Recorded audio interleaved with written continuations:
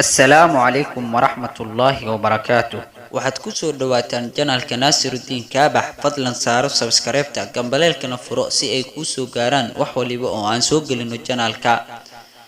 waxaan soo qaadan doonaa 3 qiso oo ka hadlayso adeegsiga dabeecadda wanaagsan markii aad qof wax u sheegayso ama bulsho. dabeecad wanaagsan waa muhiim maxaa yeelay waxaad la nooshahay dad xun iyo dad wanaagsan intaba waxa laga doonayaa in aad u isticmaasho dabeecadda wanaagsan oo aadan ku qaylin. qofka hadii uu fal xun ka galo ma aha in uu gaaloobo balse dabeecad wanaagsan ayuu u baahan yahay. waxaan soo qaadan doonaa 3 qiso oo cajiib ah oo ku anfici doonta. qisada koowaad, nin salaf ah ayaa waxa uu kula dhaqmi jiray asxaabtiisa dabeecad aad u wanaagsan. maalmaha kamida ayaa nin asxaabtiisa kamida ayaa ka amaahsaday kitaab. maalmo kadib ninkii ayaa u soo celiyay kitaabkii oo cunno ay ku dhadhagan tahay oo aan ka muuqan wax nadaafad ah. balse ninkii salafka ah uu iska aamusay wuxuuna doorbiday in uu kula dhaqmo dabeecadda wanaagsan. ninkii salafka ayaa kitaabkiisa iska xariistay balse ninkii amaahsaday waxa uu soo doontay maalintii labaad asigoo doonaya in kitaabkii uu ka amaahsaday ayaa ninkii salafka ayaa waxa uu soo qabtay kitaabkii iyo saxan. waxa uu ku yiri saxankan cunnada ku isticmaal kitaabkana akhriso. taa waxay ku tusaysaa in qofka loo isticmaalo wasiilada ugu fadliga badan. qisada labaad, nin ayaa oo guriga imaado waxa uu saaran jiray dharkiisa meel ayuu saaran jiray. waxaase imaan jiray markii uu hurdo naagtiisa waxayna ka baaran jirtay jeebabka wax allaalo lacag ku jirtana way kala bixi jirtay.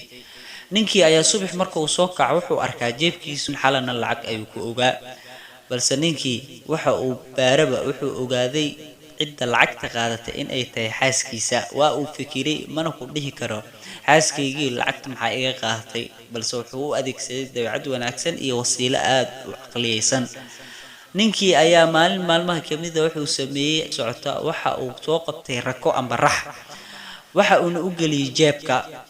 kadib guriga ayuu soo galay, dharkii ayuu siibay waxa uu saartay meeshii uu saaran jiray. sariirta ayuu ku dangiigsaday waxa uu iska dhigay wax hurdayo.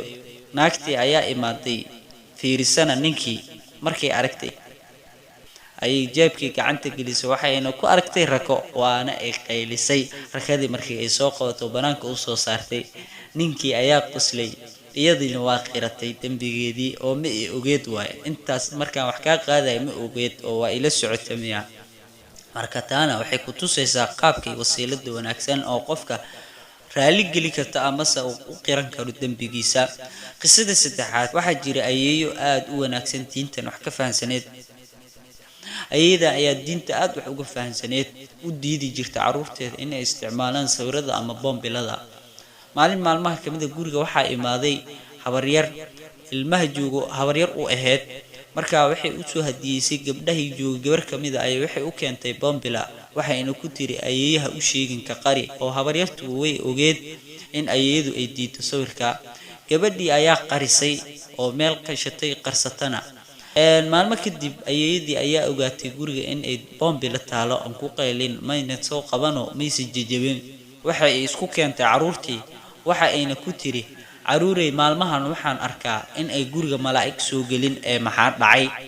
ilmihii dhammaantood way aamuseen qofna maysan hadlin xataa gabadhii boombilada lahayd way wada aamuseen.